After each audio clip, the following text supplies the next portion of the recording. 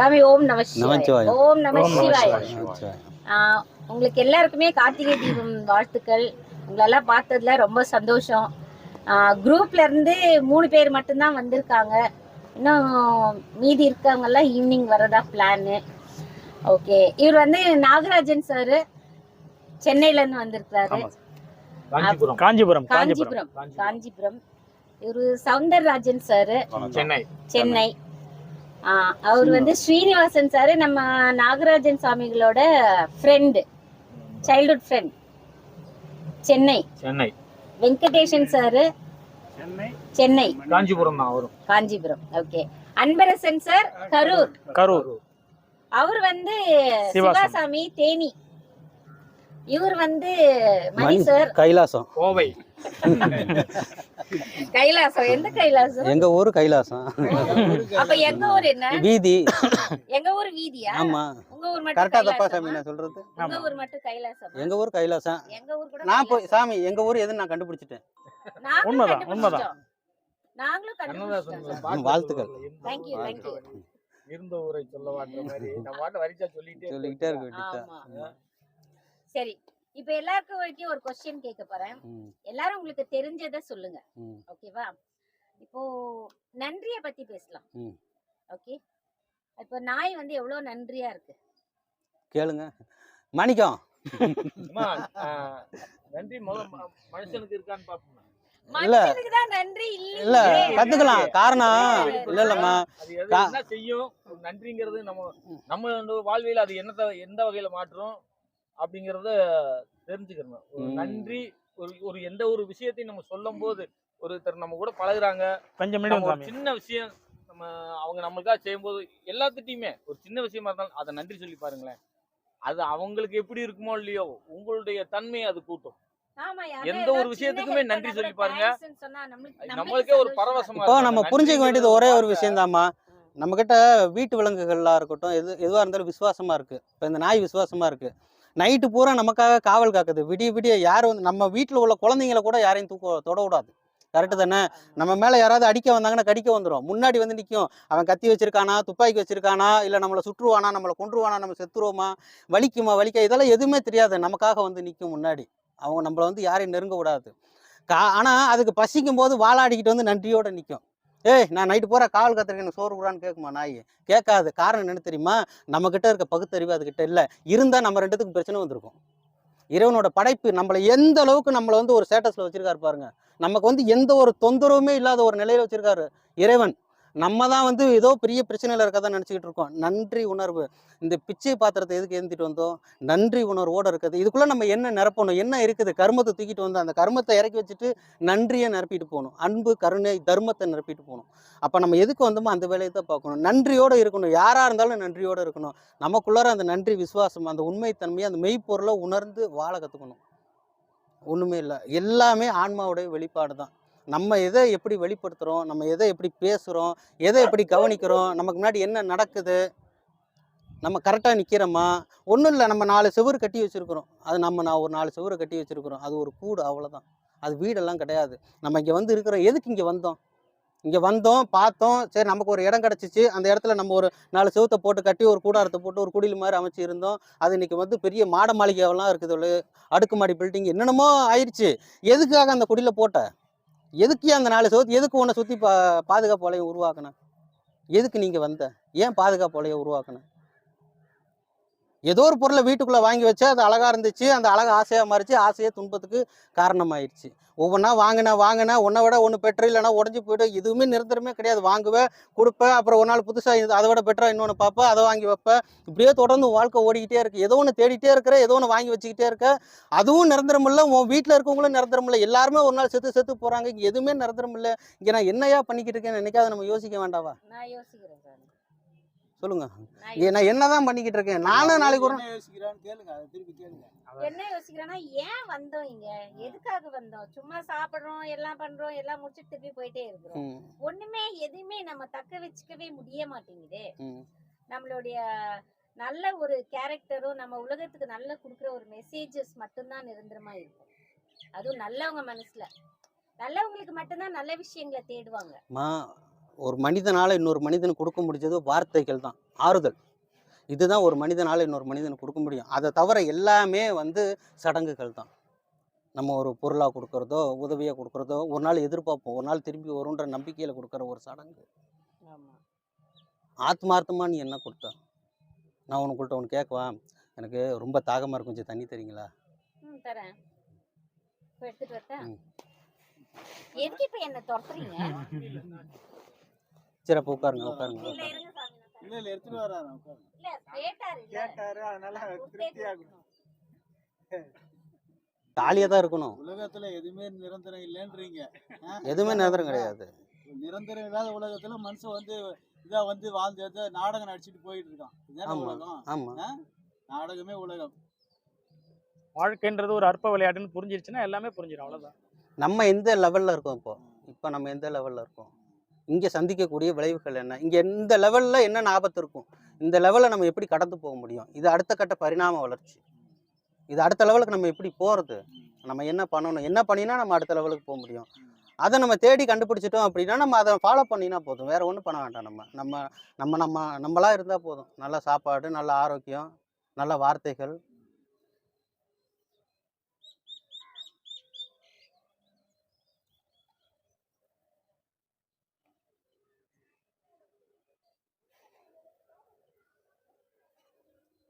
யாருக்கு தண்ணி வேணும்?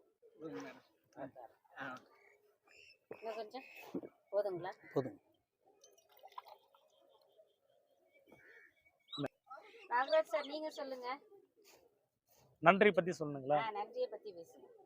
எனக்கு வந்து நன்றி நான் சொல்லி புரிஞ்சுக்கிற விஷயம் கிடையாது. இப்போ நான் வந்து ஒரு நாய்க்கு பிஸ்கட் போடுறேன். ஒரு 4 மாசம் கழிச்சு வந்தாலும் அந்த நாய் பார்த்து வாலாட்டும். அப்போ அந்த நாய் வந்து நன்றின்னு சொல்லுதா எனக்கு? அது உணர்வு மூலியமா எனக்கு தெரியப்படுத்துது. அது போல நான் ஒரு வண்டியில போறேன். இப்போ டவுன்ல இருக்கிறவங்கலாம் வந்து என் கூட வண்டியில என் கூட ஏறி இறங்கினாங்கன்னு பையா சொன்னாங்க. ரொம்ப நன்றி, ரொம்ப தேங்க்ஸ்ன்னு சொல்லுவாங்க. கிராமத்துலலாம் பார்த்தீங்கன்னா அப்படி சொல்ல மாட்டாங்க. கிராமத்தில் வந்து நம்ம வந்து ஒரு ஆட்டோ எடுத்து போகிறோம். ஒரு பாட்டி வந்து ஏறுது. அந்த பாட்டி வந்து அந்த ஆட்டோவில் ஏறி போய் குறிப்பிட்ட இடத்துக்கு இறங்கினோடனே, பார்த்துப்பா, நல்லா இருப்பா அப்படின்னு சொல்லுவாங்க. நன்றின்ற வார்த்தை அவங்க வாயில வராது. அப்போ அவங்க நன்றி சொல்லலைன்னு அர்த்தமா? அவங்க கண்ணை பார்த்தீங்கன்னா தெரியும். அவ்வளோ தூரம் அவங்க கொண்டாந்து விட்டதுனால அவங்க வந்து அந்த இறக்கத்தோட பார்த்துப்பா, நல்லா இருப்பா அப்படின்னு சொல்லிட்டு போவாங்க. அப்போ நன்றின்றது வந்து தேங்க்ஸ்ன்னு சொல்றதுக்கு பேர் நன்றி கிடையாது. அது உதட்டு அளவில் வர்றது, அது உள்ளத்துலேருந்து வரணும். சில பேரை நீங்க சில பேரை நீங்க ஏதாவது உதவி செய்யுங்க, அவங்க வார்த்தையால சொல்ல மாட்டாங்க நன்றின்னு. அவங்க ஒரு பார்வை பார்ப்பாங்க. அந்த பார்வையிலே 1000 அர்த்தம் இருக்கும். மனுஷனுடைய பார்வைக்கு 1000 அர்த்தம் இருக்கும். அந்த நன்றியை வந்து உணர்வு பூர்வமா சொல்லணும்னு தவிர அது ஏதோ உதட்ட அளவுல தேங்க்ஸ் நன்றின்னு சொல்றதுல ஒண்ணுமே இல்லை. இங்கே வச்சிருங்க. இது மனிதர்களுக்கு மட்டும் இல்லை, நீங்க நாயின்னு இல்லை, எந்த ஒரு விலங்கா இருந்தாலும் சரிதான், அது கூட பழகி பாருங்களேன். சிங்கத்து கூட பழகிறீங்க. நான் பழகினது இல்லை. நீங்க ஒரு விலங்கோட நல்லா நெருக்கமா பழகி பாருங்களேன். அது நன்றி உணர்வை எப்படி வெளிப்படுத்துன்னு பாருங்க. என்னுடைய புரிதல் வந்து அதுதான். நன்றின்றது வந்து அது சொல்லி புரிய வைக்கிறது இல்லை, உணர்ந்து புரிய உணர்வு. அந்த வார்த்தையே நீங்க சொன்னீங்கல்ல கொஞ்ச நேரத்துக்கு முன்னாடி, அந்த வார்த்தையில சொல்ல மாட்டாங்க அர்த்தங்கள். நீங்க நிறைய பேருக்கு உதவி பண்ணி பாருங்க. இந்த கிராமத்துல எல்லாம் வந்து பாத்தீங்கன்னா ரொம்ப விவசாயிகள் அந்த மாதிரி ஆட்கள் எல்லாம் போய் உதவி பண்ணி பாருங்க. அவங்க வாயில நன்றின்னு ஒரு வார்த்தை வராது. ஆனா நன்றின்னு சொல்றத அவங்க வேற விதமா சொல்லுவாங்க. அந்த உணர்வு மூலம் சொல்லுவாங்க நன்றின்னு. இதுதான் நன்றி, வேற ஒண்ணும் கிடையாது. நான் சொல்லிட்டேன். அப்பதான் சொன்னேன். சரி வாங்க, நீங்க கிட்ட வாங்க எல்லாரும். இங்க வாங்க, பரவாயில்ல வாங்க. இங்க வாங்க, பக்கத்துல வாங்க. குரூப்ல இருக்கீங்கல்ல, வாங்க. இல்ல அது எது தெரியுதோ அதை பேசுங்க. வாங்க. சரி சும்மா உட்காருங்க, வாங்க. சும்மா வாங்க சாமி, உட்காருங்க சாமி, பயப்படாதீங்க, வாங்க. ஆன்ல இருக்கா பாரு. ஓகே. நான் விட ரொம்ப உண்மையா, லாயல்ட்டியா, ரொம்ப லவ் அண்ட் அஃபெக்ஷன் கொடுக்குற ஒரு, ரொம்ப கேர், லவ் அண்ட் அஃபெக்ஷனை விட ரொம்ப கேரா பாத்துக்கிற ஒரு ஜீவன் அது. அதுக்கிட்ட இருக்கிற அந்த ஒரு என்ன சொல்ற விசுவாசம் மனுஷங்கிட்ட கிடையாது. இந்த காலத்துல மனுஷங்க வந்து கஷ்டமா இருக்கும்போது மட்டும் வந்து நல்லா பேசுவாங்க, அவங்களோட ஹெல்ப் எல்லாம் தீர்ந்த உடனே அவ்வளவுதான் நம்ம மறந்துடுவாங்க, நன்றி கெட்டுத்தனமா நடக்குவாங்க. அட்லீஸ்ட் அவங்க நம்ம கிட்ட வாங்கின காசையோ சரி, நம்ம செஞ்ச ஹெல்ப்பை மறந்துட்டா கூட பரவாயில்ல, நல்லா பேசுனா பத்தாதான், ஆனா அத கூட மறந்துடுவாங்க. ரொம்ப ஒரு எப்படி சொல்றது அப்படின்னா, நம்ம யாரோ மாதிரி தெரியும், அவங்க ஹெல்ப் முடிஞ்ச உடனே நம்ம யாரோ மாதிரி தெரியும். ஆனா நாய் வந்து அந்த மாதிரி கிடையாது. என்னை பொறுத்தவரை நாயையும் மனுஷனையும் கம்பேரே பண்ணக்கூடாது. மனுஷனுக்கு அவ்வளோ வேல்யூவே கிடையாது. நாய் முன்னாடி மனுஷனுக்கு அவ்வளோ வேல்யூ கிடையாது. நாய் தான் கிரேட்டு. நாயின்னு இல்லை, நிறைய அனிமல்ஸ், நிறைய அனிமல்ஸ் கிட்ட நம்ம கத்துக்க வேண்டிய விஷயம் நிறைய இருக்குது இல்லைங்களா? நீங்க சொல்லுங்க சாமி. அவ்வளோதான், அந்த உண்மைத்தன்மை தான், நான் வேற ஒன்றும் இல்லை. அதை தான் நான் புரிஞ்சுக்கிட்டேன். அந்த தர்மம் தன்னுக்கிட்ட இருந்து எல்லாத்தையும், அதோட இயல்பு நிலை தான் ஒரு மனிதனுடைய இயல்பு நிலையும். இந்த மிருகங்கள்ட்ட இருக்க இந்த இயல்பு நிலை தான் மனிதனுடைய இயல்பு நிலையும். அந்த ஒரு நிலையை தான் வந்து ஃபஸ்ட்டு அடையிறான். ஒரு தன்னை உணர்ந்த ஒரு மனிதன் ஒரு சித்தனாகும் பொழுது அந்த நிலையை தான் அடையிறான். தனக்குன்னு எது வேண்டாம். ஒரு நாய், ஒரு மற்ற பிராணிகள் எப்படி இருக்கோ அந்த ஒரு நிலைக்கு போயிட்டு அதுக்கப்புறமா தான் ஒரு முழு மனிதன் அப்படின்ற ஒரு தன்மைக்கு வந்ததுக்கு அப்புறமா தான் அடுத்த நிலைக்கு அவங்க போகிறாங்க. இப்போ இங்கேருந்து நான் அது வரைக்கும் ஓடணும்னு வச்சுக்கோங்களேன். இடையில வந்து இப்போ இங்கேருந்து நான் இவ்வளோ தூரம் வரதுக்குள்ளார அந்த அந்த அந்த லாஸ்ட் எட்ஜுக்கு போனேன்னா நான் அடுத்த பரிமாண வளர்ச்சிக்கு போயிடலாம். ஆனால் இங்கேருந்து இங்கே வரதுக்குள்ளாரையே இந்த உடம்பு வந்து டயர்டாகிடுது, இல்லை நோய்வாய்ப்பட்டுறது, ஏதோ நாய் இந்த உடல் போயிடுச்சு அப்படின்னா நான் வந்து திரும்பி அந்த லாஸ்ட்டுக்கு போக வரைக்கும் நான் வேற ஏதாவது உடல்களை எடுத்துகிட்டே இருக்கணும். ஒரு நாயோ பூனையோ என்னுடைய வினைகளுக்கு ஏற்ப நான் என்னுடைய அந்த உடலை மாற்றி மாற்றி வந்து இறுதியில் திரும்பி ஒரு தடவை நான் மனித பிறப்பு எடுக்கிறேன். அந்த மனித பிறப்பு எடுத்து நான் கரெக்டாக அதை சக்ஸஸ்ஃபுல்லாக பண்ணிட்டேன் அப்படின்னா பிரச்சனை கிடையாது. இல்லை திரும்பி நான் வினைகளை சேர்த்துட்டேன், அந்த நாங்கிற அகங்காரம் ஆணவம் எல்லாம் வந்து அந்த வினைகளை சேர்த்துக்கிட்டேன் அப்படின்னா திரும்பி என்னுடைய பிறப்பு தொடரும். ஆனால் அது எப்படி தொடரும்னு தெரியாது. ஆனால் நம்ம அந்த திரும்பி அந்த மனித தன்மை அப்படின்ற ஒரு நிலைக்கு நமக்கு வந்து அந்த வினைகள் போனதுக்கப்புறம் திரும்பி நமக்கு ஒரு அந்த பிறப்பு கிடைக்குது, மனித பிறப்பு. இது தொடர்ச்சியாக இந்த பிரபஞ்ச இயக்கத்தில் அது நடந்துக்கிட்டு வருது. இது நம்மளா ஏற்படுத்திக்கிற வினை. வேணும்னா வச்சுக்கலாம், வேண்டாம்னா விடலாம், அவ்வளோதான். ஆப்ஷன் நம்ம கையில் தான் இருக்குது. ஆனால் வேணுமா வேண்டாமான்னு முடிவு பண்ணக்கூடிய அந்த தன்மையும் மனநிலையும் அந்த நிதானம், அந்த ஒரு பொறுமை, அந்த ஒரு சந்தோஷம் நமக்குள்ளே வேணும். ஏன்னா தியானம்னாலே சந்தோஷம் தான். நம்ம யாரு? நம்ம தான் ஏற்படுத்திக்கணும். அப்படி எப்படி ஏற்படும்? நம்ம தான் நம்ம மனநிலையை, நம்ம உடல்நிலையை எல்லாத்தையும் மாற்றிக்கணும். தியானத்துல அது எப்படி ஏற்படும்? எப்படி ஏற்படும்னா ஃபஸ்ட்டு நம்ம ப்ரெசென்ட்டில் என்ன பண்ணிக்கிட்டு இருக்கோம்னு பார்க்கணும். ஃபஸ்ட்டு நம்ம ப்ரெசென்ட்டில் இப்போ நம்ம என்ன பண்ணிக்கிட்டு இருக்கோம், நம்ம செஞ்சிட்டு இருக்க வேலையில் நம்ம கவனம் இருக்கா, நம்ம செஞ்சிட்டு இருக்க வேலையில் நம்ம கவனம் இருக்கா, நம்ம மனசு அதில் ஒன்றி இருக்கா, இதை கவனிக்கணும். அந்த ஒரு மனநிலை இப்படி இருக்கா, இல்லை அதை பற்றி நம்ம வேலையில் நம்ம கவனமாக போகும்போது வேற ஒரு பிரச்சனையை பற்றி நம்ம மனசுக்குள்ள ஒரு படபடப்பு வருது அப்படின்னா நம்ம மனநிலையும் உடல்நிலையும் மாறி இருக்கு, ஒத்து வரல, மனசும் உடம்பு ஒத்து வரல அப்படின்றது தெரிஞ்சுக்கணும். ஸோ அடுத்து இதுக்கு என்ன பண்ணணும், ஒரு டாக்டரை கன்சல்ட் பண்ணலாம், இல்லை தெரிஞ்சவங்களை கன்சல்ட் பண்ணலாம், இல்லை ஒரு பயிற்சி கொடுக்குறவங்களை கன்சல்ட் பண்ணலாம். இப்படி கன்சல்ட் பண்ணி அதுக்கேற்ற மாதிரி இந்த உடலையும் மனசையும் அவங்களே வந்து அந்த உடற்பயிற்சி, தியானம் இதெல்லாம் சொல்லி கொடுத்து கொஞ்சம் அமைதிப்படுத்தி கொடுப்பாங்க. அவங்க ஒரு அளவுக்கு ரெடி பண்ணி கொடுத்துருவாங்க. ஒரு வண்டியை சர்வீஸ் கொண்டு போய் விடுறோம், அது எவ்வளோ முடியுமோ அவ்வளோ அவங்க ரெடி பண்ணி கொடுத்துருவாங்க. வேறு பேர் பார்ட்ஸ் போடாமல் இருக்கிற பேர் பார்ட்ஸை வச்சு ரெடி பண்ணி கொடுத்துட்றாங்க. அதுக்கடுத்து அந்த வண்டியை வந்து இன்னும் கொஞ்சம் நாளைக்கு நம்ம கண்ட்ரோல்டாக நல்ல கண்டிஷனில் வச்சுக்க வேண்டியது நம்ம கடமை. அதே மாதிரி இந்த உடலும் அப்படி தான். நமக்கு ஒரு கண்டிஷனுக்கு மாற்றி கொடுத்துருவாங்க, இதுதாப்பா அப்படின்னு சொல்லி ஒரு கண்டிஷனுக்கு இந்த உடலையும் மனசையும் அந்த கரெக்டாக ஒரு பர்ஃபெக்டான அந்த லெவலில் கொண்டு வச்சுட்டு போயிடுவாங்க. நம்ம அதுக்கப்புறம் அதை கண்டினியூவாக அதை மெயின்டைன் பண்ணிக்க வேண்டியது நம்மளோட கடமை. நான் ஒரு வாரம் தியானம் பண்ணேன், அதுக்கப்புறம் எனக்கு வந்து ஒரு எஃபெக்ட்னு தெரியல, ஆரம்பத்தில் நல்லா இருந்துச்சு, அதுக்கப்புறம் நான் விட்டுட்டேன், கொஞ்சம் பிஸி வேலை அப்படி இப்படின்னு போனால் திரும்பி அவங்க வந்து அவங்க உடம்பையும் மனசையும் திரும்பி அவங்களா வந்து புண்படுத்திக்கிறாங்க, வருத்தப்படுத்திக்கிறாங்கன்னு அர்த்தம். இதனால யாருக்கு எந்த லாஸுமே கிடையாது, அவங்க தான் அதை அனுபவிச்சே ஆகணும். எந்த தலைவலி வந்தாலும் தலைவலி யாருக்கோ அவங்க தான் அனுபவிக்கணும். யாராலையும் தலைவலியை வாங்க முடியாது. வார்த்தைகளால் ஆறுதலை கொடுக்கலாம், நல்ல வார்த்தைகளை சொல்லலாம். அதைத்தான் நம்ம மகான்களும் சித்தர் பெருமக்களும் செஞ்சு வச்சுட்டு போனாங்க. அது எல்லாமே திருவாசகம் தான். உணர்ந்து படித்தா நம்ம வாழ்க்கை மாறும்.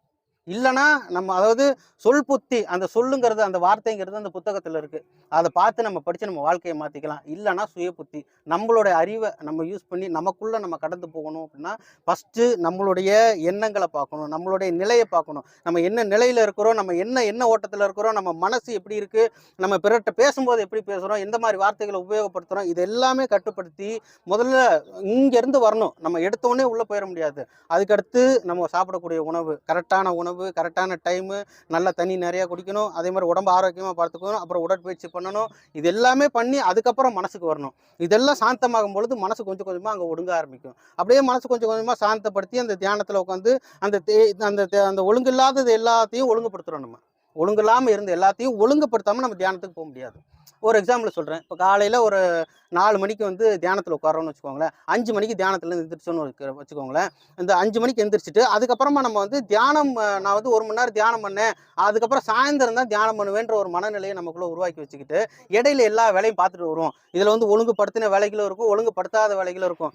திரும்பி நம்ம சாயந்தரம் வந்து அந்த 5 மணிக்கு தியானத்தில் உட்காரும் பொழுது இந்த வேலைகளை எல்லாம் நம்ம செஞ்சதெல்லாம் ஒழுங்குபடுத்தினாதான் அடுத்து வந்து இந்த காலையில் அந்த 5 மணிக்கு விட்ட தியானத்தில் நம்ம பிடிக்க முடியும், கண்டினியூ பண்ண முடியும். அப்போ இதை ஒழுங்குபடுத்துறதுக்கு ஒரு டைம் ஆயிடுது. நம்ம அதுக்கப்புறம் என்ன பண்ணுறோம், 1 மணி நேரத்தில் எழுந்திரிச்சிடறோம். இது அப்படியே தொடர்ச்சி ஆகும்போது தியானம் நம்ம கை கொடுக்காம அது ஒரு நாளைக்கு அதை விட்டுறோம். நம்ம என்ன பண்ணணும், எல்லா செயல்களையுமே நமக்கு எது பிடிச்சிருக்கோ அதை மட்டும் செஞ்சால் போதும். அதை ஆனந்தமாக மகிழ்ச்சியாக ஏற்றுக்கிட்டு, இந்த மனசு ஏற்றுக்கிட்டு அதை செய்யணும், அதை முழுமைப்படுத்தணும், அதை முடிச்சுட்டு நம்ம அடுத்த வேலைக்கு போகணும். அப்படிங்கும்போது நம்மளோட எல்லாமே ஒழுங்குபடுத்திட்டு வரும். நம்ம தியானத்தில் உட்காரும்போது நமக்கு அது அப்படியே கண்டினியூ ஆகும். அது வார்த்தைகளாக இருந்தாலும் சரி, செயலாக இருந்தாலும் சரி, எதுவாக இருந்தாலும் சரி. இப்போ நம்ம ஒரு வார்த்தை நம்ம வந்து கேட்குறோம் அப்படின்னு வச்சுக்கோங்களேன், நம்ம கேட்கும் பொழுது நம்ம கேட்டுட்டு என்ன பண்ணிடுறோம்னா கற்பனை பண்ண ஆரம்பிச்சிடுறோம். இதை எப்படி பண்ணலாம், இது என்ன பண்ணால் சரியாக வரும், இது இப்படி பண்ணால் சரியாக வருமா, நம்ம பாட்டு கற்பனை பண்ண ஆரம்பிச்சிடும். நம்ம மூளைக்கு போயிட்டு அது வந்து என்ன பண்ணும், வரிசைப்படி நம்ம என்னென்ன நினச்சோமோ அதில் வரிசைப்படி அதை எல்லாமே கம்ப்ளீட்டாக ரெக்கார்ட் பண்ணி ஒழுங்குபடுத்திட்டு அதுக்கப்புறம் தான் அது எப்படி பண்ணலாம், என்ன பண்ணலாம் அப்படின்ற அந்த ப்ராசஸ் நடக்கும். அதுக்கப்புறம் அது ஆள் மனசுக்கு வந்து அது இந்த பிரபஞ்ச இயக்கம், இந்த பிரபஞ்சம் நான் என்ன நினைக்கிறோமோ அது இந்த பிரபஞ்சம் கொடுத்துட்டே இருக்குது. நம்ம காலையில் எழுந்திரிச்சு நினைக்கிறத மட்டும்தான் கொடுக்குதுன்னு இல்லை, நம்ம ஒவ்வொரு நொடியும் என்ன நினைக்கிறோமோ அது பிரபஞ்சம் கொடுத்துட்டே இருக்கு, நம்ம அனுபவிச்சுட்டே தான் இருக்கிறோம். அதை கொஞ்சம் கூர்ந்து கவனித்தோம் அப்படின்னா நம்ம வந்து அந்த தியானத்தில் மட்டும் இல்லை, அந்த பிரம்ம முகூர்த்தத்தில் மட்டும் இல்லை, அன்னைக்கு ஃபுல்லாகவே நம்ம நல்ல எண்ணங்களை மட்டும்தான் நினைப்போம், நல்ல எண்ணங்களை மட்டும்தான் உருவாக்குவோம், தேவையான செயல்களை மட்டும்தான் செய்வோம். அதை முழுமைப்படுத்திட்டு நம்ம அடுத்த வேலைக்கு போகும்போது அடுத்த 5 மணிக்கு தியானத்தில் உட்காரும் பொழுது இது எல்லாமே நமக்கு அழகாக கை கொடுத்து ஒரு ஒழுங்குபடுத்தி வந்ததுனால 5 மணிக்கு அடுத்து தியானத்தில் உட்காரும் பொழுது இது எல்லாம் பர்ஃபெக்டாக இருக்கும். நம்ம அப்படியே அந்த காலையில் விட்டு அந்த இடத்துல பிடிச்சி அப்படியே போயிட்டே இருக்கலாம். கரெக்டாக நம்ம இதை ஒழுங்குபடுத்தலைன்னா இதெல்லாம் நம்ம ஒழுங்குபடுத்தினா தான் அடுத்து நமக்கு அந்த தியானம் கண்டினியூ ஆகும். இதே தான் பிறப்பும். நம்ம இங்கே ஒழுங்காக வாழ்ந்துட்டு போயிட்டோம்னா நமக்கு அடுத்த பிறப்பு வந்து சரியாக அமையும். அப்பவும் நம்ம ஒழுங்காக வாழ்ந்துட்டே போயிட்டோம்னா நமக்கு அதுக்கடுத்து அப்படி போயிட்டே இருக்கலாம். இல்லைன்னா நம்ம திரும்பி அந்த தப்பு பண்ண உடம்பு கிடைக்க வரைக்கும் நம்ம வந்து எல்லாத்துக்கும் தலை சாஞ்சிடும். கடன் வாங்க வரைக்கும் நம்ம வந்து கூனி குறுகி கெஞ்சி வாங்கிடுறோம். வாங்கினதுக்கப்புறம் நாங்கிற ஒன்று ஆணவம் அகம்பாரம் வந்துடுது பார்த்தீங்களா, அதுக்கப்புறம் தான் நம்ம வாழ்க்கை திசையும் மாறி போயிடுது. அப்போ நம்ம அதில் வந்து கவனமாக இருக்கணும். இப்போ நம்ம எந்த ஒரு நொடியிலையுமே நம்ம வந்து விழிப்பு நிலையோட இருந்தோம் அப்படின்னா அது அனைத்தும் தியானமே. விழிப்பு நிலையில இருக்கும். விழிப்பு நிலைனா தூங்காம இருக்கிறது, விழிப்பு நிலை அப்படின்றது வந்து அலர்ட்டா இருக்கணும். இப்போ நீங்க தியானத்துல உட்காரீங்க, உங்களுக்கு தியானம் கிடைச்சிருதா, நம்ம வந்து ப்ராசஸ் எல்லாம் சரி பண்ணிக்கிட்டு இருக்கோம். அதுக்கப்புறம் தியானம் கிடச்சி அந்த தியானத்தில் வந்து நம்ம என்ன நிலையில் ஒரு தெளிவான ஒரு நிலையில் இருக்கும் பார்த்தீங்களா, அந்த ஒரு தெளிவான நிலையில் நம்ம ப்ராக்டிக்கலாக இருக்க கற்றுக்கணும். கொஞ்சம் கொஞ்சமாக ப்ராக்டிக்கலாக இருக்க கற்றுக்கணும். நம்ம இப்போ இந்த வேலை செய்கிறேன்னா இந்த வேலையில் மட்டும் தான் என் கவனம் இருக்கணும். அதை நான் விரும்பி செய்யணும். இதை விருப்பம் இல்லாமல் செஞ்சேன்னு வச்சுக்கோங்களேன், இது வந்து எனக்கு வினை. அடுத்த 10 நிமிஷம் இந்த டப்பாவால் நான் வந்து வருத்தப்பட்டிருப்பேன், கவலைப்பட்டிருப்பேன், துன்பப்பட்டிருப்பேன், என் மனசு நொந்திருக்கும். இப்போ இவ்வளோ பிரச்சனை வரும்போது இது வினை தானே, எனக்கு இந்த டப்பா வினை தானே. நீங்கள் ஏற்படுத்திக்கிறது தான் வினை. விருப்பமில்லாத செயலை செஞ்சு விருப்பமில்லாத தேவையில்லாததை பார்த்து தேவையில்லாத கவனத்தை கொண்டு போய் அதை உங்களுக்குள்ளே கொண்டு வந்து அதை நீங்கள் வந்து ஒரு பிரச்சனையாக மாற்றிக்கிட்டு அதனால் வருத்தப்பட்டு கவலைப்பட்டு செய்யாமல் சாப்பிடும்போது கூட நிம்மதி இல்லாமல் தூங்கும்போது நிம்மதி இல்லாமல் ஏற்படுத்திக்கிறதுக்கு பேர் தான் வினை. பிரச்சனை. சரி சாமி, இந்த அமாவாசைக்கெல்லாம் விரதம் இருக்காங்கல்ல, அது ஏன் இருக்காங்க? அமாவாசைக்கு தான் விரதம் இருக்கணும்னு இல்லை, விரதமே இருக்க மாட்டேங்கிறீங்கன்னு சொல்லி தான் உங்களை அமாவாசைக்காவது விரதம் இருக்க வச்சாங்க. ஏன்னா நம்ம உடல் வந்து தொடர்ந்து ஓய்வு இல்லாமல் வேலை செஞ்சுக்கிட்டு இருக்கு. நம்ம வயிற்றுக்கு வந்து ஒரு நாள் ஓய்வு வேணும். ரெண்டாவது நம்மளை புரிஞ்சுக்கிறதுக்கு, நம்ம தெரிஞ்சுக்கிறதுக்கு, நான் யாருன்னு தெரிஞ்சுக்கிறதுக்கு, அந்த இறையருள் நமக்கு கொஞ்சம் அதிகமாக கிடைக்கிறதுக்கு, நமக்குள்ள ஆற்றல் கொஞ்சம் அதிகமாக நிரம்பி தேங்கி நிற்கிறதுக்காக இந்த விரதம்னு ஒன்று உருவாக்கினாங்க. இந்த விரதத்தை யாரும் கடைபிடிக்காததுனால இந்த மாதிரி நல்ல நாட்களை வந்து அமாவாசை பௌர்ணமி நாட்களில் வந்து இல்லை வாரத்தில் வந்து இந்த அம்மன் கோயில் இந்த மாதிரி ஏதோ ஒரு சாமி, இந்த குலதெய்வம் அப்படி இப்படின்னு சொல்லி ஏதாவது ஒரு மூலியமாக அவங்கள வந்து சாப்பிட வைக்காமல் இருக்கணும். நல்லது. சாப்பிடாம இருந்தால் கடவுளை தெரிஞ்சுக்கிறான்னு இல்லை. ஏன் உங்களுக்கு கடவுளை தெரியாதா? சொல்லுங்கம்மா, இங்கே யாருக்கு கடவுளை தெரியாது சொல்லுங்க, யாருக்கு கடவுளை தெரியாது சொல்லுங்க. 5 வயசு குழந்தை கூட கையெடுத்து கும்பிடுமா சாமின்னு, யாருக்குமா கடவுளை தெரியாது? இங்க எல்லாருக்குமே கடவுளை தெரியும். கடவுளை பார்த்தோமா இல்லை நம்ம அடுத்த பரிணாம வளர்ச்சிக்கு போனோமா அப்படின்றத முக்கியம். நம்ம இங்கேயே குண்டு சட்டிக்குள்ள குதிரை ஓட்டிகிட்டே இருக்கக்கூடாது.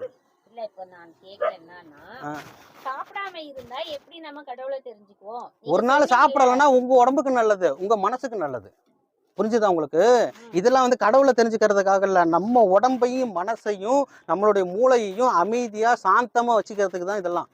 நம்மளை நம்ம சரி பண்ணிக்கிறதுக்கு தான் விரதம் எல்லாம். கடவுளை தெரிஞ்சுக்கிறதுக்கு விரதம் இல்லை. கடவுளுக்கு வந்து கற்பூர ஊதுபத்தி தேவையில்ல, நமக்கு தான் தேவை. ஓகே சரி. Next டஃப்பா question. நெக்ஸ்ட்னு வந்துட்டாரு உங்களுக்கு. நீங்க கேள்வி கேட்க முடியாது. கேள்வி கேட்க முடியாது நீங்க அடுத்து. கேள்வி நிறைய இருக்கு. அப்ப டக்குனு சரி, கேட்க முடியாது. ஆத்மா ஓகே தெரியும். ம். பேராத்மானா என்ன? பேராத்மானா இறைவன், எல்லாம் அறிந்தவன், எல்லாம் உருவாக்குனவன். ஆத்மா இறைவன் இல்லையா? எல்லாமே இறைவன் தாமா, எல்லாமே இறைவன் தாமா. நீங்க தாமா பிரிச்சு வச்சிருக்கீங்க. அப்ப ஏன் ஆத்மா பேராத்மான்னு ஏன் சொல்றாங்க? அம்மா, அவன் எல்லாத்துக்கும் பெரியவன், இறைவன். நம்ம வந்து அவனை தெரிஞ்சுக்கிட்டோம், அதனால வந்து அவனை பேராத்மான்னு சொல்றாங்க, இறைவன் சொல்றாங்க, பரம்பொருள்னு சொல்றாங்க, பரசிவம்னு சொல்றாங்க. ஏன்னா நம்ம தான் தெரிஞ்சுக்கிட்டோம், அவன் தான் உருவாக்கினா. நம்மளால இங்க எதையும் உருவாக்க முடியாது அப்படின்றத புரிஞ்சுக்கிட்டோம். புரிஞ்சுதா உங்களுக்கு? ஒரு அணுவை அழிச்சிடலாம், ஒரு எறும்பை கொண்டுடலாம், அந்த எறும்பை உங்களால உருவாக்க முடியாது, அவனுக்கு உருவாக்க முடியும். அப்ப அவன் யாரு? இறைவன். அவ்வளவுதான். வேற 10 மாசம் வயிற்றுக்குள்ள நீங்க இருக்கிறீங்க. உங்க அப்பா உங்க அம்மாவும் என்னைக்காச்சும் வந்து கை கரெக்டா முளைச்சிருக்கா, கால் கரெக்டா முளைச்சிருக்கா, கண்ணு கரெக்டா வந்திருக்கா, மூக்கு வந்திருக்கான்னு பாத்துருக்காங்களா? ஸ்கேனிங் பண்றாங்க. எப்போ ஸ்கேனிங் பண்றாங்க? எத்தனை வருஷமா ஸ்கேனிங் பண்றாங்க? அறிவியலை கொண்டு வந்து கருவறைக்குள்ள நுழைக்க கூடாது, நம்ம அதை தெரிஞ்சுக்கிறோம். ஆனா ஒவ்வொரு நேரமும் தெரிஞ்சுக்கிறது இல்ல. 3 மாசம் 4 மாசத்துக்கு ஒரு தடவை ஒரு நிமிஷம் அதை பாக்குறோம், அந்த போட்டாவை கரெக்டா இருக்கு அப்படின்னு. ஆனா கரெக்டா இல்லாம இருந்தா நீங்க அதை சரி பண்ணிடுவீங்களா? சொல்லுங்க. ஏதாவது ஒரு குறைபாடு இருக்கு, வயிற்றுக்குள்ளே உங்களால சரி பண்ண முடியுமா? முடியாது, உருவாக்க முடியாது. அவன் அருளாலே அவன் தாள் வணங்கி, அவன் அருளாலே அவன் தாள் வணங்கி, அவன் இல்லாமல் எதுவுமே நடக்காது. அழகா கொண்டு வந்து கையில கொடுத்துருவான். அழகா அந்த டைமு, அந்த தேதி, அந்த நேரம், அந்த கோள், அந்த கிரகம், வான சாஸ்திரம் எல்லாம் முறைப்படி, அவனோட வினைப்படி, அவனுடைய பதிவுகள் படி, அவனோட எங்க பிறக்கணும், எப்படி பிறக்கணும், என்ன நேரத்துல பிறக்கணும், எந்த மாதிரி சூழ்நிலைகளை அனுபவிக்கணும், எல்லாம் பர்ஃபெக்டா கொண்டு வந்து கையில கொடுத்துருவான். பொம்மை மாதிரி கொடுத்துட்டு போயிடுவான். ஓவான அளவு நம்ம தான் கரெக்ட் பண்ணி வளர்த்தணும், அவ்வளவுதான். சரி, இன்னைக்கு கார்த்திகை தீபம். ம். இந்த தீபத்தோட முழு அர்த்தம் எனக்கு தெரியாது, எனக்கு சத்தியமா தெரியாது, அதெல்லாம் தெரியாது. தெரியாதுன்னு சொல்றீங்க. இப்போ நீங்க தான் சொன்னீங்க ஆத்மா வந்து ஜோதியா இருக்குன்னு சொன்னீங்க. ஆமா, கரெக்ட்டுங்களா? இறைவன் வந்து ஒளியா இருக்கிறாரு, ஜோதியா இருக்கிறாரு. எதுக்கு சொல்றாங்க அருட்பெருஞ்சோதி அருட்பெருஞ்சோதி? அதுக்கு அர்த்தம் சொல்லுங்க. அருட்பெருஞ்சோதி, அருட்பெருஞ்சோதி, தனிப்பெருங்கருணை, அருட்பெருஞ்சோதி.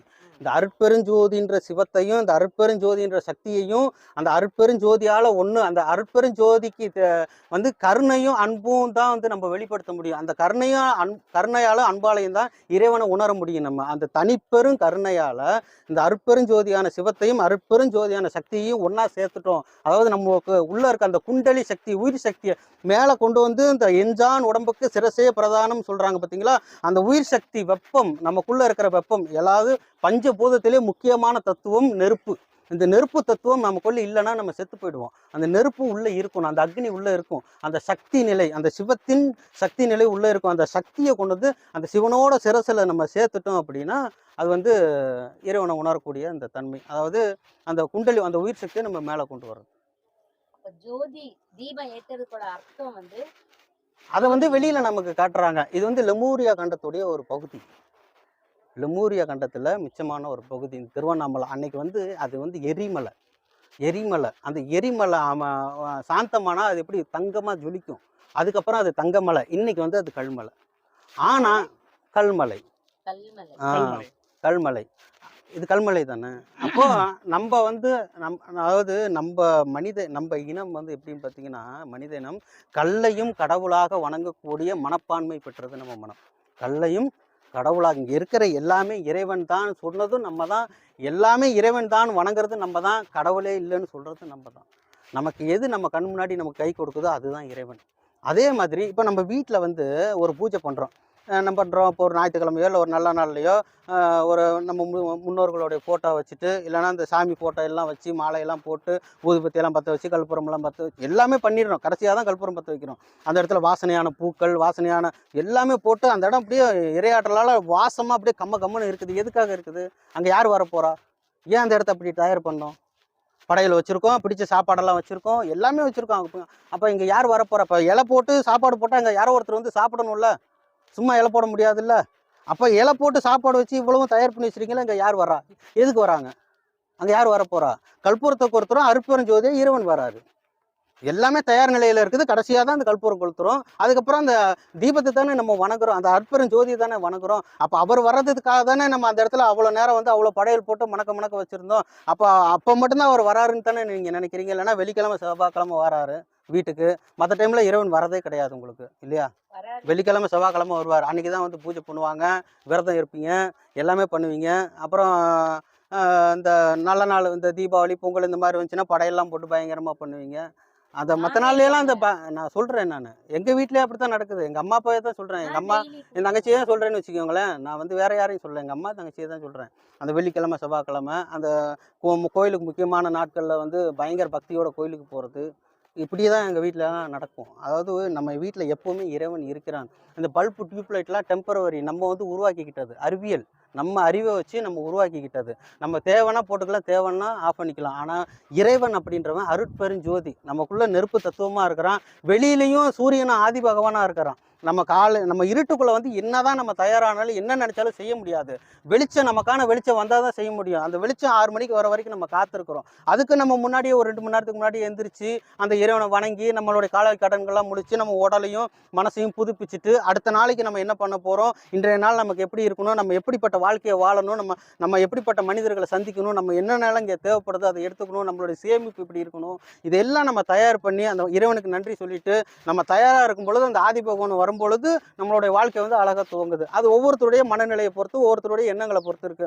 ஒரு செடி எடுத்துக்கிட்டிங்கன்னா எந்த ஒரு பூ செடியாக இருந்தாலும் நல்லா வாசமாக இருக்கும். அது என்ன பண்ணுது, இன்றைக்கு நான் வந்து உருவாக்க போகிற இந்த பூ வந்து இன்னைக்கு சாயந்தரம் ஆனாலும் வாடக்கூடாது, நல்ல மனமாக இருக்கணும். அது வாடி இறந்து போனாலும், அது பூவில் உள்ள மனம் நாரிலையும் இருக்குன்னு சொல்லுவாங்க. அந்த மாதிரி அது வாடி இறந்தாலும் அதோடைய மனம் இருக்கணும்னு சொல்லி அது அவ்வளோ அழகாக தயாராகுது. அதே மாதிரி நம்ம ஒவ்வொரு நாளும் நம்ம வாழ்க்கையை வந்து அப்படி தான் தயார்படுத்தணும், நம்ம அழகாக தயார்படுத்தணும். எப்பவும் வீட்டில் வந்து ஒரு ஜோதி இருக்கணும். ஒரு விளக்கு, ஒரு கூண்டு விளக்கு வாங்கி வச்சு, ஒரு விளக்கு பற்ற வச்சு, 1 லிட்டர் எண்ணெயை வாங்கி பக்கத்தில் வச்சுக்கிட்டு, எப்போ தீர போதா அப்போ ஊற்றிக்கிட்டு, எப்பவும் ஒரு ஜோதி நம்ம வீட்டுக்குள்ளே. எப்பவுமே நம்ம வெளியில் போயிட்டு உள்ளே வந்தோம்னா வந்து லைட்டு போடக்கூடாது, வந்து வெளிச்சத்தை கொடுக்கக்கூடாது. அது வந்து அமாவாசை ரூம் இல்லை, அது வந்து பௌர்ணமி, அழகான ஒரு இறை ஆண்மை நிறைஞ்சிருக்கிற ஒரு ரூம். நம்ம வீட்டில் இறைவனும் ஒருவன், அது யாராக வேணா இருக்கலாம். உங்களுக்கு எந்த கடவுளை பிடிச்சிருக்கோ அந்த கடவுளை வச்சுக்கோங்க. உங்களுக்கு பிடிச்ச பேர், நீங்கள் உங்களுக்கு பிடிச்ச மாதிரி பேர் வச்சு கடவுளை கூப்பிட்றீங்க, அந்த கடவுள் உங்கள் வீட்டில் இருக்காருன்னு ஏன் நினைக்க மாட்டேங்கிறீங்க? அடிக்கடி கோயிலுக்கு போங்க. ஏன் சித்தர்கள்லாம் கோயில் கட்டி வச்சாங்க? கோயிலுக்கு போங்க, நல்லது தான். கோயிலுக்கு போகிற தப்பு இல்லையே. அங்கே போனால் ஒரு அமைதி கிடைக்குது, ஒரு சந்தோஷம் கிடைக்குது. நிறைய ஜீவசமாதிகள், சித்தர்களுடைய ஜீவசமாதிகள் இருக்குது, போயிட்டு வாங்க. டைம் கிடைக்கும் போது இந்த மாதிரி விஷயங்களை நம்ம அதிகமாக பண்ணும் பொழுது, இதுக்கும் நம்ம அதிகமாக முக்கியத்துவம் கொடுக்கும் பொழுது நம்மளுடைய வாழ்க்கை தரம் மாறும். நம்ம இறையாண்மைக்கு கொஞ்சமாவது அதிகமாக முக்கியத்துவம் கொடுக்கணும்.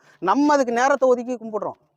நான் இப்போ தான் வந்து உன்னை பார்ப்பேன், நான் இப்போ தான் வந்து உன்னை தெரிஞ்சுக்குவேன், இப்போ தான் உன்னை நினைப்பேன் அப்படின்னு சொல்லி நம்ம ஒரு நேரத்தையும் ஒரு நாளையும் உருவாக்கக்கூடாது. எப்போ மனசுக்கு தோணுதோ அப்போ கோயிலுக்கு போகலாம், தப்பு கிடையாது. நமக்கு நேரம் இருக்கா கோயிலுக்கு போகலாம். இல்லை வீட்டில் ஒரு விளக்க பற்ற வச்சு, ஒரு கல்பரத்தை பற்ற வச்சு, அதுக்கு நேரம் காலமெல்லாம் கிடையாது. நமக்கு பிடிச்ச நேரத்தில் இறைவனை கும்பிட்றோம். இதில் என்ன தப்பு இருக்குது? இறைவன் டைம் கொடுக்கலையே, நம்ம தானே டைம் கொடுத்துருக்கோம். பற்ற வச்சு சாமியை கும்பிடுங்க, ஒரு தியானம் பண்ணுங்கள், ஒரு கந்தசஷ்டி கவசம் படிங்க. நிறைய மந்திரங்கள் இருக்குது. இந்த மந்திரங்கள்லாம் வந்து எதுக்காக சொல்கிறாங்க, நம்ம உடம்புல உள்ள செல்கள்லேருந்து அனைத்தும் புதுப்பிக்கப்படணும். ஒரு நாளைக்கு நம்ம உடம்புல பல 100 கோடி செல்கள் வந்து புதுசாக மாறுது, பழசு இறந்து புதுசு உருவாகுது நம்ம உடம்புல. அப்படிங்கும் பொழுது ஒவ்வொரு நாளும் நம்ம தயாராகணும். இன்னைக்கு இருக்கிற செல்லே தான் நாளைக்கு இருக்குன்னு சொல்ல முடியாது. வருஷத்துக்கு ஒரு தடவை ஒரு மனிதன் புதுப்பிக்கப்படுகிறான். அவனோட ரத்தம், அவனோட எலும்பு, அவனோட சதை, ஒவ்வொரு உறுப்புகளும் புதுப்பிக்கப்படுது. இத்தனை நாளைக்கு ஒரு டைம்னு புதுப்பிக்கப்படுது. அவ்வளோ அழகாக டாக்டர்ஸ் எல்லாம் எக்ஸ்பிளைன் பண்ணுறாங்க. அப்போ நம்மளே அதை பற்றி தெரிஞ்சுக்கணும். அப்போ இத்தனை நாளைக்கு ஒரு டைம் மாறுது அப்படின்னா அந்த டைமில் அடுத்து புது செல் வரும்போது நம்ம அதுக்கு நம்ம இப்போ எப்படி இருக்கிறோமோ அந்த ஒரு நினைவுகளை அது கொடுக்கணும் அப்படின்றது நமக்கு தெரியணும்ல. இல்லைனா அந்த புது செல்லு மாறும்பொழுது நம்ம இப்போ என்ன மனநிலையில் இருக்கோமோ அதே தான் அது பண்ணும். ஏன்னா அதுவே தான் தொடர்ந்து வந்துட்டு இருக்கோம். நம்ம தான் அந்த செல்களுக்கு அந்த புதுப்பிக்கக்கூடிய அந்த மந்திரங்கள், அந்த ஓம் நமச்சிவாய, நமக்கு என்ன மந்திரம், அருட்பெருஞ்சோதி, எது பிடிச்சிருக்கோ நல்ல அந்த மந்திரங்களை, நல்ல வார்த்தைகளை படிக்கும் பொழுது அது எல்லாமே திருவாசகம். எந்த புத்தகத்தை எடுத்தாலும், இந்த சாமி நம்ம நாகராஜன் சாமி வந்து இந்த சிவவாக்கியருடைய புத்தகம் அவருக்கானதை தேர்ந்தெடுத்து அவர் எவ்வளோ அதில் அவர் ஆத்மார்த்தமாக போகிறாரு பார்த்தீங்களா, அதை உணர்ந்து படித்து அவருக்குள்ளார அந்த நல்ல வார்த்தைகளை வந்து அவர் உருவாக்கி அந்த செல்கள்லேருந்து ஒவ்வொரு நாளும் அவர் புதுப்பிக்கிறார். அவர் ஒவ்வொரு நாளும் புதுப்பிக்கும் பொழுது எந்த நேரத்தில் செல்கள் வந்து புது செல் வந்து பழைய செல் போனாலும் அந்த நேரத்துக்கு அந்த தன்மை மாறிக்கும் அந்த செல்கள். அப்படி அவர் வச்சிருக்கிறதுனால தான் இன்றைக்கி அவர் எல்லாருக்கும் பிடிக்குது. சரிதானே சாமி? எப்பவும் நல்ல விஷயங்களை பேசுகிறாரு, யாரு கேட்டாலும் நல்ல விஷயங்களை எடுத்து சொல்கிறாரு. யாருக்கிட்ட எப்படி பேசணும், என்ன பேசணும், எந்த மாதிரி ஆன்மீகத்தை அவங்களுக்கு சொல்லிக் கொடுக்கணும், யாருடைய மனநிலை எப்படி இருக்குன்னு அவங்கள்ட்ட கேட்டுட்டு அவங்களுக்கு புரியும்படி அவ்வளோ அழகாக தெளிவாக எக்ஸ்பிளைன் பண்ணுறாரு. ரொம்ப ஒரு நல்ல மனிதர். அதே மாதிரி நான் இங்கே வந்து இந்த தர்மம் அப்படின்னா என்னென்னு தெரிஞ்சுக்கிட்டதேன் எங்கள் குருநாதரை பார்த்து தான். சிவாசாமியும் நாகராஜன் சாமியும் ஆத்மார்த்தமாக மனசார நான் வந்து அதிகம் எந்த ஆசிரமத்துக்கு போனதில்லை. எல்லா ஆசிரமத்துக்கும் அப்பப்போ போவேன், சாப்பிடுவேன், வருவேன். இங்கே வந்து அந்த ஒரு நாள் விட்டு ஒரு நாள் டெய்லியும் எப்பவும் வந்துடுவேன். நான் வந்து சாப்பிடும்போது தான் இப்போ ஒரு நாள் வந்து அந்த அம்மா கேட்டாங்க, சாப்பாடு செய்யணும்ப்பா அப்படின்னு சொல்லி. செய்கிறேம்மா அப்படின்னு சொன்னேன். அந்த செஞ்ச அன்னைக்கே வந்து எனக்கு அந்த சாப்பாடு செஞ்ச அன்னைக்கே எனக்கு அப்படி ஒரு புத்துணர்ச்சி, அப்படி ஒரு களங்கம் இல்லாமல் அவ்வளோ ஒரு சந்தோஷமாக ஆத்மார்த்தமாக சமைச்சேன். இன்றைக்கி வரைக்கும் நான் இங்கே சமையல் பண்ணிக்கிட்டு தான் இருக்கிறேன். இன்றைக்கி வரைக்கும் இங்கே சமையல் பண்ணிக்கிட்டு தான் இருக்கேன். எனக்காக வந்து என்னைக்கு என்னுடைய அடுத்த கட்டத்துக்கு நான் எப்போ போகிறேனோ அப்போ வரைக்கும் நான் இங்கே செய்வேன். என்னோடய மனசார செய்வேன். நான் எனக்குன்னு எதுவுமே வேணாம், எதுவுமே வேணாம். எனக்கு எல்லாமே இறைவன் கொடுத்துருக்காரு. இன்றைக்கி இவ்வளோ மக்களோட சந்தோஷமாக உட்காந்து பேசுகிறேன். இது யார் கொடுத்த வரோம்? நானே எங்கேயோ எனக்காக போராடிக்கிட்டு வேலைக்கு போயிட்டு சண்டை போட்டுக்கிட்டு இல்லை யாரையும் பகைச்சிக்கிட்டு இருந்ததுன்னா இன்றைக்கி இவ்வளோ மக்கள் எனக்கு கிடச்சிருக்க மாட்டாங்க. இன்றைக்கி எனக்கு எதுவுமே வேணாம், எந்த ஒரு எதிர்பார்ப்புமே இல்லாமல் நான் வந்து இன்றைக்கி நான் என்னோடய சேவை செய்யும் பொழுது என்னை சுற்றி இன்றைக்கி இவ்வளோ மக்கள் எங்கெங்கேயோ இருந்து எங்கூட பேசுகிறாங்க, என்னை தொடர்பு கொள்கிறாங்க. இது எல்லாமே யார் கொடுத்ததுன்னு எல்லாமே இறைவன் கொடுத்த பிச்சை. எல்லாமே அவன் அருளாலே அவன் தாள் வணங்கி நான் ஏற்றுக்கிறேன். ஒவ்வொன்றையும் ஒவ்வொரு நொடியும் அவன் கொடுக்குற வாழ்க்கையை தான் நான் ஏற்றுக்கிட்டு வாழ்கிறேன். அந்த இறைவனுடைய பாதுகாப்பில் நான் வாழும் பொழுது என்றைக்குமே என் வாழ்க்கையில் வந்து தவறோ இல்லை தவறான பாதையோ இல்லை கெடுதலோ எதுவுமே வரும் அப்படின்ற ஒரு எதுவுமே எனக்கு கிடையாது. ஒரு இட்லி சாப்பிட்டாலும் 10 இட்லி சாப்பிட்டாலும் பிடிச்சதை சாப்பிட்டாலும் தேர்ந்தெடுத்து நான் எதையும் சாப்பிட மாட்டேன். எனக்கு கிடைச்சதை சாப்பிடுவேன். ஒரு இட்லி கிடைச்சாலும் அந்த ஒரு இட்லியில் நான் வந்து தேர்ந்தெடுத்திருந்தால் கூட அவ்வளோ ஆற்றல், அவ்வளோ சக்தி, அவ்வளோ சத்துக்கள், அவ்வளோ விட்டமின், அவ்வளோ எண்ணங்கள், அவ்வளோ நல்ல ஒரு ஆரோக்கியம், அவ்வளோ ஒரு இறையொருள் அந்த உணவில் இருக்குமான்னு தெரியாது. ஆனால் இது நீ கொடுத்த உணவு, இதில் வந்து எல்லாமே அடங்கியிருக்கு. சத்தியமாக இது எனக்கு ஒரு மிகப்பெரிய ஒரு ஆற்றலை கொடுக்க போகுது. இந்த உணவு மிகப்பெரிய சக்தியை கொடுக்க போகுது. நன்றி இறைவான்னு சொல்லிட்டு நான் அந்த சாப்பாடை சாப்பிடும் பொழுது நான் வந்து என்னென்னலாம் விட்டமின் சாப்பிடணும் அப்படின்னு நினச்சேன்னா அத்தனை விட்டமின் அதுக்குள்ளே இருக்கும். அந்த இறைவனுடைய ஆசீர்வாதமும் இருக்கும். நான் அவனை அதை ஏற்றுக்கிட்டு நான் சாப்பிடும் பொழுது உணவு பசிக்கு ஏற்றுக்கிட்டு சாப்பிடணும். இறைவன் நமக்கு முதல்ல கொடுத்ததே பசியும் வலியும் தான். அதை தவிர அந்த இறைவன் வந்து நம்மளுடைய செயல்கள் தான் நம்ம கூட கொடுத்து அனுப்பினார். நம்மளுடைய அந்த பதிவுகள், நம்மளுடைய அந்த வினை பதிவுகளை தான் கொடுத்து அனுப்பியிருக்காங்க. நமக்கு அதை உணர்றதுக்கு அந்த கர்மத்தை உணர்றதுக்காக தான் நமக்கு பசியையும் வலியையும் இறைவன் கொடுத்தாரு. அந்த பசியையும் வலியையும் உணர்ந்தாதான் நம்ம அடுத்த கட்டத்துக்கு போக முடியும். முதல்ல அந்த பசியையும் வலியையும் உணரணும், அனுபவிக்கணும். நான் ரொம்ப கஷ்டப்பட்டிருக்கேன். இதில் கூட பார்க்குறேன், எங்கள் அம்மா அப்பா கூட பார்ப்பாங்க கண்டிப்பாக. 13 வயசுலலாம் வீட்டை விட்டு ஓடி வந்துட்டேன் நான். ஆனால் திரும்பி வீட்டுக்கு போகணுன்னு எனக்கு தோணலை. இப்போ ஒரு டைம் போலீஸில் எல்லாம் கூட கம்ப்ளைண்ட் பண்ணிட்டாங்க. அதுக்கு முன்னாடி என்னை போலீஸுக்காரவங்க பிடிச்சிட்டு போயிட்டாங்க. பார்த்து ரோட்டில் 3 நாளாக சாப்பிடாம நான் ரொம்ப கஷ்டப்பட்டிருக்கேன். ஆனால் வீட்டுக்கு போனால் சொகுசாக இருக்கலாம், சுதந்திரமாக இருக்கலாம். ஆனால் போக பிடிக்கல. ஏன் அந்த வாழ்க்கை வாழ்ந்தேன்னு எனக்கு தெரியாது. ரொம்ப சீரழிஞ்சு வந்திருக்கேன். நான் கொஞ்சம் நஞ்சம் கஷ்டமெல்லாம் படலாமா, சீரழிஞ்சு வந்திருக்கேன். அப்போ வேலை கேட்டாலும் வேலை தர மாட்டாங்க, சின்ன பையன் சொல்லி வேலை கொடுக்க மாட்டாங்க. இப்போ ரோட்லேயே சுற்றிக்கிட்டு தெரிவேன், வீட்டுக்கு போகவும் பிடிக்காது. எங்கேயாவது ஒரு சிவன் போட்டால் பார்த்து அங்கே உட்காந்து தியானம் பண்ணிக்கிட்டு இருப்பேன். ஒரு டைமில் ஒரு 3 நாளாக தொடர்ந்து சாப்பிடவே இல்லை. கண்ணெல்லாம் உள்ளே போய் என்னால் பேசக்கூட முடியல. வாயெல்லாம் உளறி கையெல்லாம் விடன்னு நடுங்குது. ஒரு அம்மா அந்த ரோட்டு ஓரத்தில் நான் உட்காந்துருந்த இடத்துல பக்கத்தில் வந்து ஒரு மரத்தடியில் வெத்தலை விற்றுக்கிட்டு இருப்பாங்க. ஒரு கூட வெத்தலை விற்றுட்டு அவங்க எடுத்துகிட்டு போகும்போது ஒரு வெத்தலை கட்டு அப்படியே கீழே விழுந்துருச்சு. அவங்களும் மறந்துட்டு போயிட்டாங்க. எனக்கு பசி தாங்க முடியாமல் அந்த ஒரு கட்டு வெத்தலையும் சாப்பிட்டேன். நான் கண்ணெல்லாம் தண்ணி ஊற்ற எரிஞ்சு, மூக்கெல்லாம் எரிஞ்சு ஒரு கட்டு வெத்தலையும் சாப்பிட்டேன். என்னால் பசி தாங்க முடியாமல் போலீஸுக்கு பிடிச்சிட்டு போயிட்டு 100 தோப்புக்காரனை போட சொன்னாங்க. போத்தனூர் போலீஸ் ஸ்டேஷனில் 10வது தோப்புக்காரனை போடும் பொழுது அந்த போலீஸுக்காரவங்க நிப்பாட்டிட்டாங்க. நிப்பாட்டி எனக்கு போய் டீ வடையெல்லாம் என்னால் முடியலைன்னு அவங்களே தெரிஞ்சு அதுக்கப்புறம் வீட்டில் கொண்டு போய் விட்டு திரும்பி போலீஸில் போட்டாவெல்லாம் வாங்கிட்டு வந்து வச்சுக்கிட்டாங்க. அதனால் என்ன பண்ணேன், ஒரு ஐயப்பன் கோயிலுக்கு மேலே ஒரு ரயில்வே பிரிட்ஜுக்கு மேலே வந்து ஒரு குடவு மாதிரி இருக்கும், சிமெண்டெல்லாம் கொட்டி அதுக்குள்ளே போய் ஒளிஞ்சிருந்தேன். வெளியிலே வரமாட்டேன். கீழே ஒரு ஐயப்பன் கோயில் இருக்கும், காலையில் வருவேன். என்ன பண்ணுறதுன்னு தெரியாது, வீட்டுக்கும் போக பிடிக்காது, எங்கே போகிறதுன்னு தெரியாது, என்ன பண்ணுறதுன்னு தெரியாது. நான் பாட்டுக்கு அந்த குடவுக்குள்ளே இருந்தேன். 3 மாதம் இருந்திருக்கேம்மா. அந்த பூசாரி சொல்லலான்னு கண்டுபிடிச்சிருக்கே மாட்டாங்க. நான் அதுக்குள்ளே அது என்ன வேணும்னுலாம் தெரியாது. ஆனால் எனக்கு தனியாக இருந்தால் சந்தோஷமாக இருக்கும், அவ்வளோதான். எனக்கு போலீஸ் பிடிச்சிக்கிறாங்களே வெளியில், அந்த போட்டா வேற ஒரு டைம் மாட்டி போட்டா வேற வாங்கிட்டு வந்துட்டாங்க. அப்பமா இப்ப தெரியும், அப்பெல்லாம் அதெல்லாம் தெரியாது. எனக்கு 13 வயசுல என்னமா தெரியும், எனக்கு எங்க போகணும்னு தெரியாது. ஆனா வீட்டுக்கு போக பிடிக்காது. இப்போ அந்த நிமிஷம் வீட்டுக்கு போனாலும் என்னை கட்டி பிடிச்சி தூங்கி என்னை அழுது என்னை தாங்கி எனக்கு சோறு போட்டு கொடுக்குறதுக்கு ஆள் இருக்குது. ஆனா எனக்கு போக பிடிக்காது. ஏன்னு தெரியாது, எங்க போறதுன்னு தெரியாது, அதுவும் தெரியாது. வெளியே போனா மாட்டிப்போம். அந்த ஐயப்பன் கோயில் காலையில வருவேன், அந்த பொங்கல் கொடுப்பாங்க, வாங்கி சாப்பிடுவேன், நேராக போய் அதுக்குள்ள படுத்துக்குவேன். சாயந்தரம் வருவேன், சுண்டல் தருவாங்க பிள்ளையார் கோயிலில், வாங்கி சாப்பிடுவேன், போய் படுத்துக்குவேன். இதே தான் என் வேலை. இது 2 தான் சாப்பிடுவேன். 3 மாதம் குளிக்கவே இல்லை. என் துணியே வெயிட் ஆயிடுச்சு. அந்த பூசாரி பார்த்துட்டு கூப்பிட்டு, இந்த பையன் இங்கேயே இருக்கானா என்னன்னு கொஞ்சம் பாருங்கன்னு சொல்லி திரும்பி என்னை போலீஸ்கிட்ட கொண்டு போய் ஒப்படைச்சி, திரும்பி என்னை 10 தோப்புக்காரனை போட சொல்லி டீ வடையெல்லாம் வாங்கி கொடுத்து 2வது வாட்டி என்னை கொண்டு வீட்டில் போலீஸ்காரங்க விட்டாங்க. 2வது வாட்டி விட்டாங்க. அதுக்கப்புறம் ஒரு வாரம் கரெக்டாக இருந்தேன். ஒரு வாரத்தில் ஓடிட்டேன் திரும்பி. அதுக்கப்புறம் வாரத்தில் ஒரு நாள் வருவேன், மாதத்தில் ஒரு நாள் வருவேன், இல்லைனா அப்பப்போ சம்பளம் மட்டும் கொடுக்க வருவேன். அப்புறம் எங்கள் மாமா என்ன பண்ணார், வெளியூர் மகாராஷ்டிராவுக்கு அனுப்பி வச்சிட்டாரு. ஒரு ஏசி வேலைக்கு அனுப்பி வச்சிட்டாரு. அப்புறம் அங்கேயே ஒரு 6 மாதம் தமிழ்நாட்டுக்குள்ளே வராமல் சுற்றிட்டு இருந்தேன். சம்பளமே வாங்க மாட்டேன்.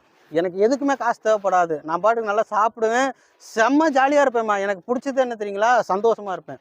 எவ்வளோ ஹைட்டில் ஏறிட்டு அந்த பாக்ஸில் அந்த இன்சுலேஷன் சுற்ற சொன்னாலும் சுற்றுவேன். அந்த கம்பியை பிடிச்சி தொங்கி ஏறுவேன். என்ன ரொம்ப ஜாலியாக இருப்பேன். நான் பிடிச்சதை சாப்பிடுவேன். எனக்குன்னு எதுவுமே கேட்க மாட்டேன். நான் துணியெல்லாம் வாங்கி கொடுத்தா வாங்கி போட்டுக்குவேன். இதை விருப்பப்பட்டு இந்த துணின்னு வாங்கி போட மாட்டேன். நான் அப்படி தான் வாழ்ந்தேனே. ஒரு பரதேசி மாதிரி தான் வாழ்ந்தேனே. நிறைய சம்பாரித்தேன். ஆனால் இப்போ நிறைய சம்பாரித்தேன். நிறைய பிச்சைக்காரவங்களுக்கெல்லாம் 20 ரூபா 50 ரூபா அப்படி தான் போடுறது. அப்படி தான் தெரிவேன். நான் ஏன் வீட்டில் எங்கள் அம்மா கட்டி கொடுத்த டிஃபன் பாக்ஸே பிச்சைக்காரவங்களுக்கு கொடுத்துட்டு போயிருக்கேன். நான் பச்சின்னு கேட்டாங்கன்னா, ஆமாம்மா வீட்டில் எங்கள் அம்மாட்ட அடி வாங்கியிருக்கேன். சரியான சேட்டை பண்ணுவேன்.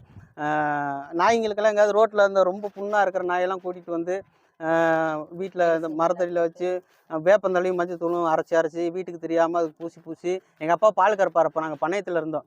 பால் கறந்து வச்சுப்பார். எங்கள் அப்பா அங்கிட்ட போனோன்னா ஒரு டம்ளர் மொந்துட்டு ஓடிடுவேன். போயிட்டு அந்த நாய்க்குட்டி கொடுத்து வளர்த்து இந்த மாதிரிலாம் நிறையா. இந்த மாதிரி எனக்கு இருக்கிறது தான் பிடிக்கும். யார் கூடயும் சேர பிடிக்காது. தனியாக இருப்பேன். தனியாக இருக்கும்போது நான் அப்படியே பேந்து முடிச்சுக்கிட்டு பைத்தியம் மாதிரிலாம் உட்காந்துருக்க மாட்டேன். எனக்கு பிடிச்ச மாதிரி இருப்பேன். இந்த மாதிரி நாய்களை பராமரிக்கிறது, இல்லைன்னா எனக்கு பிடிச்ச வேலைகளை செய்கிறது, டிராயிங் வரைகிறது, ஏதாச்சும் ஒன்று பண்ணிக்கிட்டு செம்ம ஜாலியாக இருப்பேனே தவிர எனக்கு வந்து யார் கூடயும் சேர்ந்துட்டு தான் எனக்கு ஒரு மாதிரியாக இருக்கும்.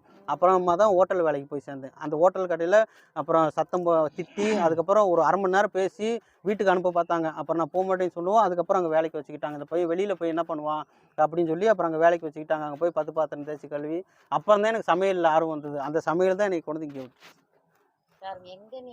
நான் எதை விரும்பி செஞ்சனோ நிறைய வேலைக்கு போயிருக்கேன். மரம் தூக்குற வேலைக்கு நிறைய வேலைக்கு போயிருக்கேன். நான் எதை விரும்பி செஞ்சனோ அதுதான் இன்னைக்கு வந்து நான் ஒரு சேவையாக பண்ணிக்கிட்டு இருக்கேன்.